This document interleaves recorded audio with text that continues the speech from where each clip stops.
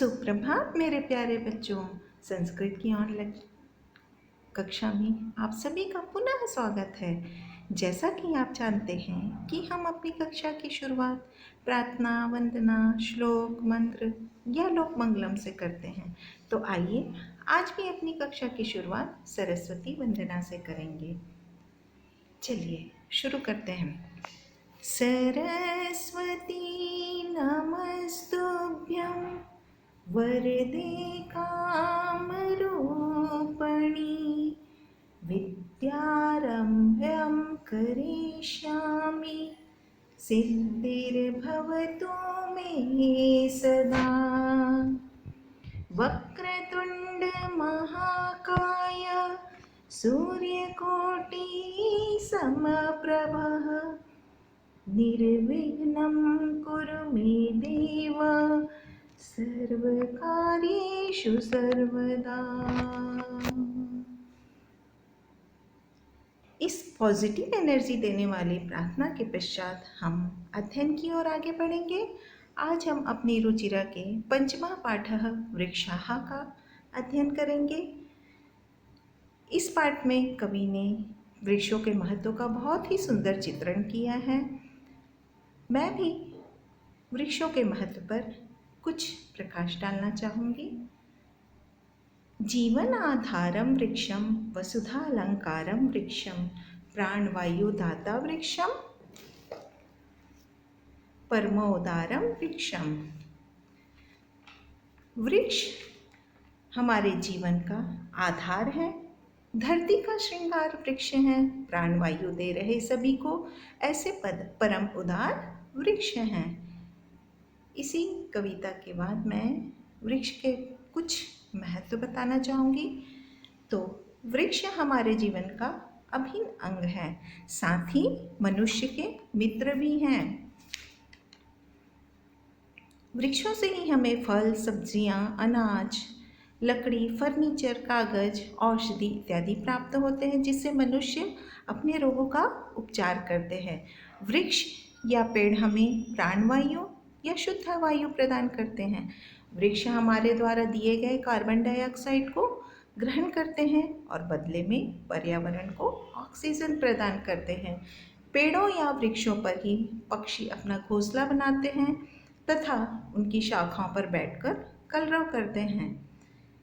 यह यानी कि वृक्ष प्रकृति का अनमोल उपहार है। बारिश करवाने में वृक्ष महत्वपूर्ण भूमिका निभाते हैं, जिससे हमें पीने का पानी भी प्राप्त होता है। वृक्ष की जड़ें मिट्टी को बांधे रखती हैं, जिससे मृदा अपरदन व भूस्खलन नहीं होता है।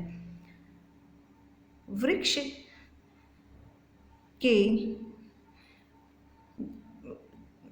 केवल वायु का भक्षण करते हैं और जल पीते हैं, परंतु मनुष्य को इसके बदले में फल, छाया इत्यादि प्रदान करते हैं, अर्थात वृक्ष परोपकारी हैं। इतने महत्वपूर्ण होने के पश्चात भी हम मानव क्या करते हैं?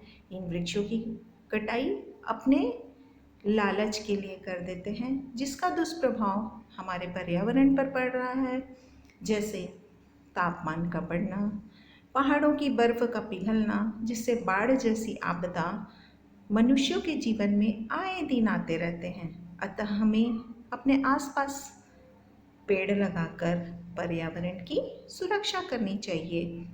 बच्चों, ये तो हो गया वृक्ष पर का महत्व। अब आते हैं पाठ पर।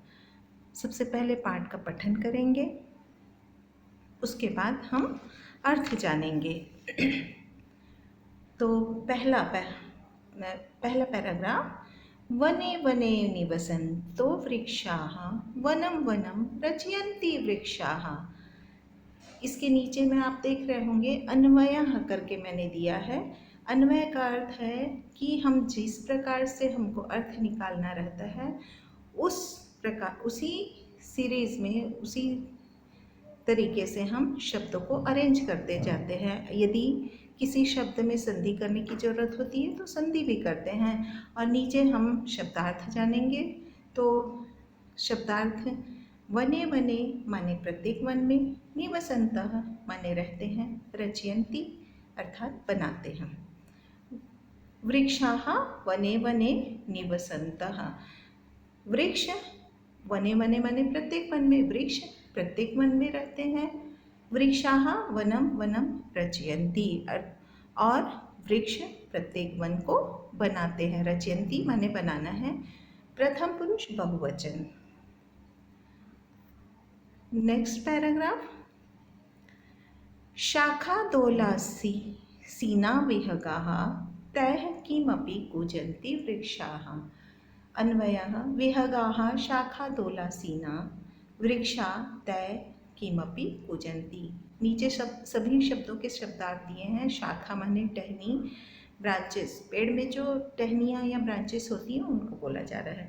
दोला का अर्थ है झूला, आसीनाः बैठे हुए हैं, विहगाः पक्षी, किमपि कुछ भी, कूजन्ति कूजते हैं। पक्षी विहगाः माने पक्षी, तो विहगा का अर्थ पहले लेंगे। पक्षी शाखा रूपी झूला में बैठे हुए हैं। तय किमपि, तय माने उनके द्वारा कुछ कूजा जाता है या कूजते हैं, उनके द्वारा कुछ कूजते हैं। वृक्षाः, वृक्ष मूल शब्द वृक्ष का है और प्रथमा विभक्ति बहुवचन है। आगे बढ़ेंगे। पिबन्ति च पवनं जलं सन्ततं साधु जना एव सर्वे वृक्षाः। तो यहाँ पर अन्वय में हम सबसे पहले सर्वे वृक्षाः यानी सभी वृक्ष, साधु जना एव मतलब सज्जन, ईव माने की तरह, किसी से तुलना किया जाता है तब ईव का प्रयोग किया जाता है। ये एक अव्यय है। सभी वृक्ष साधु की तरह पवन और जल, पवन माने वायु, पवन और जल को लगातार पीते हैं। सज्जन पुरुष की तरह ही पवन माने वायु और जल का पान करते हैं। वे कैसे हैं? सज्जन पुरुष की तरह हैं। वृक्ष की तुलना किससे की गई है? सज्जन पुरुष, अच्छे व्यक्ति से की गई है। Next paragraph. स्पृशन्ति पादैः पातालं च नभः शिरस्सु वहन्ति वृक्षाः। तो सबसे पहले हम वृक्षाः के बारे में बोल रहे हैं तो वृक्षा शब्द लेंगे। वृक्षाः, पादैः माने पाद माने पैर, और पादैः माने तृतीया विभक्ति, पैर से या पैर के द्वारा किसको छूते हैं? पाताल को स्पर्श करते हैं और क्या करते हैं? तथा सिर पर आकाश को ढोते हैं। नभः माने आकाश, शिरस्सु माने सिर पर, किसको? वहन्ति माने ढोते हैं। स्पृशन्ति छूते हैं, शब्दार्थ यहाँ पर सब दिया हुआ है। पादैः जड़ के द्वारा, नभः आकाश को, शिरस्सु सिर पर, वहन्ति माने ढोते हैं। पयोदर्पणे स्वप्रतिबिंबं कौतुके पश्यन्ति वृक्षा। वृक्ष के बारे में बोल रहे हैं इसलिए सबसे पहले फिर से वृक्ष को बोलेंगे। वृक्ष पयोदर्पणे, पानी रूपी या जल रूपी दर्पण में, स्वप्रतिबिंबम अपना प्रतिबिंब, अपनी परछाई कैसे देखते हैं? कौतुकेन पश्यन्ति, कौतुकेन माने आश्चर्य से देखते हैं, उत्सुकता से देखते हैं। वृक्ष जो हैं जल रूपी दर्पण में अपने प्रतिबिंब को उत्सुकतापूर्वक देखते हैं। पयोदर्पणे में सप्तमी विभक्ति है, कौतुकेन में तृतीया विभक्ति, मतलब उस उत्सुकता से या उस उत्सुकता के द्वारा। पश्यन्ति पश्य धातु है, दृश्य धातु से पश्य बना है, और फिर पश्यति पश्यतः पश्यन्ति। अब आखिरी पैराग्राफ। प्रसाद स्वच्छाया संस्तरणं कुर्वन्ति सत्कारं वृक्षाः। फिर से वही वृक्षा को पहले लेंगे। वृक्ष अपनी छाया रूपी बिस्तर को फैलाकर लोगों का सत्कार करते हैं। सत्कार माने उनका सम्मान, सत्कार का अर्थ होता है सम्मान। जैसे घर में कोई मेहमान आते हैं तो हम उनका सम्मान करते हैं, उसी प्रकार उनका वृक्ष जो है अपनी छाया रूपी, स्वच्छाया संस्तरणम, स्वच्छाया माने अपनी छाया, संस्तरणम माने बिस्तर, तो अपने छाया रूपी बिस्तर को फैलाकर लोगों का सत्कार करते हैं। कैसे सत्कार करेंगे? वृक्ष छाया देती है तो कोई राहगीर जाकर वहाँ पर बैठता है, मतलब उसका सम्मान कर रहा है। वृक्ष की छाया में अपनी थकान मिटाने के लिए राहगीर बैठता है, तो वो एक प्रकार का सत्कार हुआ। तो यहाँ पर ये चैप्टर समाप्त हुआ। मैं समाप्ति की ओर बढ़ते हुए एक कविता यहाँ पर फिर से कहना चाहूँगी।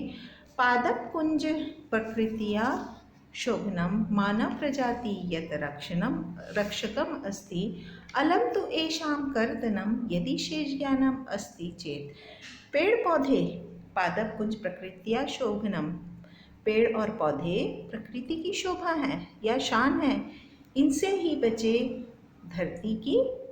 धरती पर इंसान है।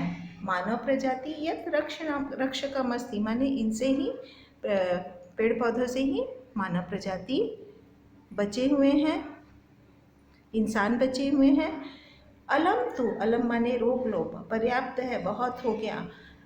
तु एशाम एतेषाम कर्तनम, कर्तनम माने काटना, रोक लो वृक्षों की कटाई यदि शेष ज्ञानम अस्ति चेत, यदि थोड़ा सा भी ज्ञान बचा हुआ है, अर्थात इनकी कटाई को रोक लीजिए। यदि मनुष्य के पास ज्ञान बचा हुआ है तो आप इनकी कटाई को रोक लीजिए। इस सुंदर कविता के साथ ये पाठ समाप्त होता है। अब गृह कार्य की ओर आगे बढ़ते हैं। तो गृह कार्य का पहला प्रश्न है, वचनानुसारम रिक्त स्थानानि पूर्यत। रिक्त स्थान को वचन के अनुसार पूरा करना है। वनम वने वनानी, वैसी जलम जले जलानी, बिंबम बिंबे बिंबानी। आगे का आप करेंगे। सेकेंड क्वेश्चन है, अधोलिखितेषु वाक्येषु कर्तृपदानि चिनो।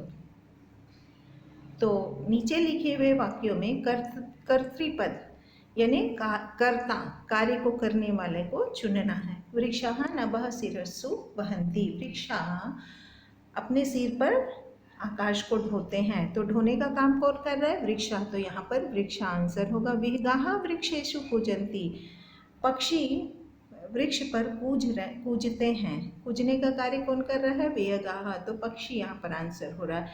इसी प्रकार आप सारे क्वेश्चन का आंसर ढूंढोगे। धन्यवाद।